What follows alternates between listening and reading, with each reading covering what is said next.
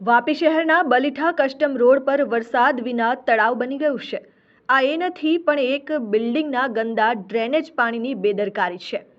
છેલ્લા 10 થી 15 દિવસથી ચાલતી આ કાળી કરતૂત પર વાપી મ્યુનિસિપલ કોર્પોરેશનના અધિકારીઓ આંખો બંધ કરીને ઊંઘી રહ્યા છે, જ્યારે નાના બાળકો, બાઇક ચાલકો અને રાહદારો જીવનનો ખેલ રમી રહ્યા છે। શરમની ઘટના તો એ છે કે રોડ પર ગંદા પાણીનો મહાભરાવો। બલીઠા કસ્ટમ રોડ પર આવેલા આ બિલ્ડિંગમાંથી ગંદુ મળમૂત્રથી ભરપૂર ડ્રેનેજનું પાણી સીધું રોડ પર ઉમેરવામાં આવી રહ્યું છે। આના કારણે રોડના વચ્ચે એક વિશાળ તળાવ જેવો ભરાવો થઈ ગયો છે, જેમાંથી ભડભડતો ગંધ આવે છે અને મચ્છરોનું પ્રજનન થઈ રહ્યું છે। આ કસ્ટમ રોડ સ્કૂલો અને રહેણાંક વિસ્તારોને જોડે છે। રોજ સેંકડો લોકો અહીંથી પસાર થાય છે, પણ અધિકારીઓને આંખ આડે કાન કરી રહ્યા છે। કયા તડકામાંથી ઊંઘ આવી ગઈ છે, જીવન જોખમમાં છે। બાળકો અને વાહનોની આ રોડ પર બનેલા તળાવ જેવા ખાડાઓમાં ઘણી બાઇકો અને સ્કૂટરો સ્લીપ પણ થઈ પડી છે।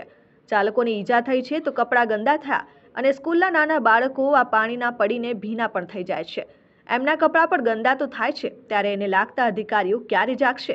આ જોખમથી ગંભીર અકસ્માતો થઈ રહ્યા છે, પણ અધિકારીઓને આંખે પાટા બાંધી ચૂપ બેસી રહ્યા છે। નાના માણસો પર નોટિસ, મોટા પર મૌન, બેતરફીનો ખેલ। સ્થાનિકો ઉચ્ચ ક્રોધમાં છે, ત્યારે નાના વેપારી અથવા તો નાગરિક જો નાની ભૂલ કરે તો મહાનગરપાલિકા નોટિસ ચડાવે છે, દંડ વસૂલે છે, પણ આ બિલ્ડિંગમાંથી ખુલ્લેઆમ કાયદાનું ઉલ્લંઘન કરાય છે તો અધિકારીઓ કેમ મૌન રાખી રહ્યા છે? સ્થાનિકો પૂછે છે, આ કોઈની લીલા છે? શું આ બિલ્ડિંગમાં કોઈ મોટો અધિકારી રહે છે કે પછી ચૂંટણીના ડરથી ચૂપ છે?